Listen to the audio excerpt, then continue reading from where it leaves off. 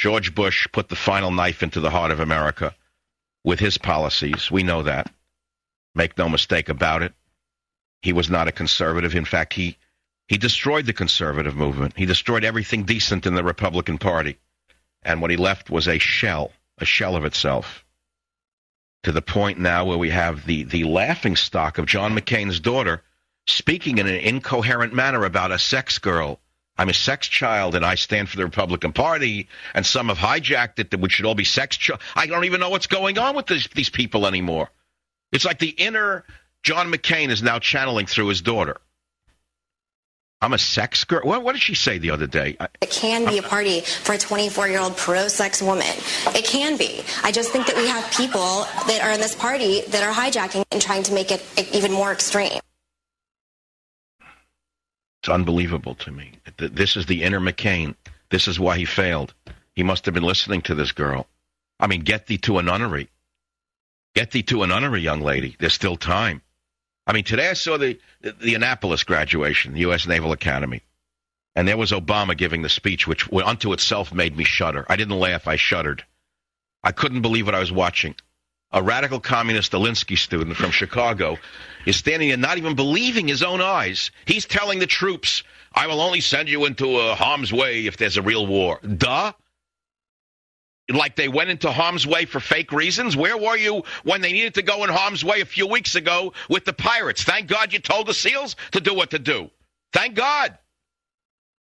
Seems you sent them into harm's way. You just sent another 25,000 troops to Afghanistan. What do you mean you will only? You have already.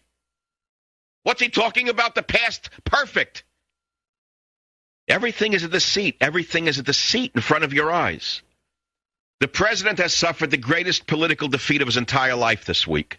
The vote was 90-6 to not fund the closing of Guantanamo prison. 90-6, his own party turned on him.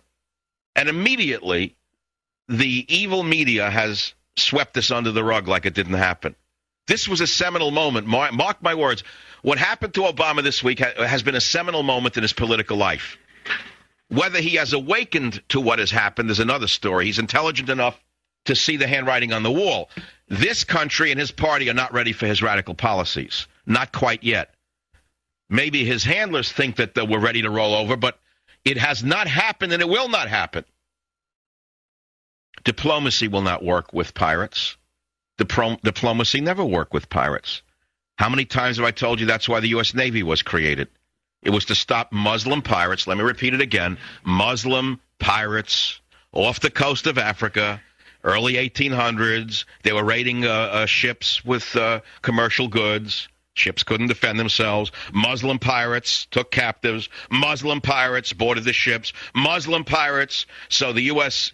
merchantmen said, wait a minute, we need an armed ship to defend us. They came up with great ship, well-armed, and they killed the pirates. Did I tell you where the word Leatherneck came from? It was stolen by either golfer or wallbanger, one or the other, who knows. One of the men who skipped 10 years in school and went right on to spinning discs. The next thing, they're political geniuses. But I told you where the word Leatherneck came from. The Marines were the armed guard on the ships.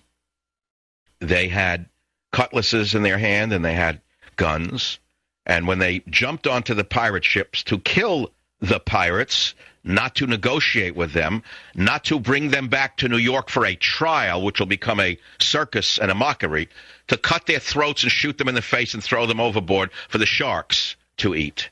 When the brave U.S. Marines went aboard the Navy ships with a cutlass in one hand and a couple of guns in the others to kill the pirates, to slash their throats and to throw them overboard, they wore thick leather bands around the back of their neck so that when a cutlass blow from the pirate hit them, they would deflect it slightly.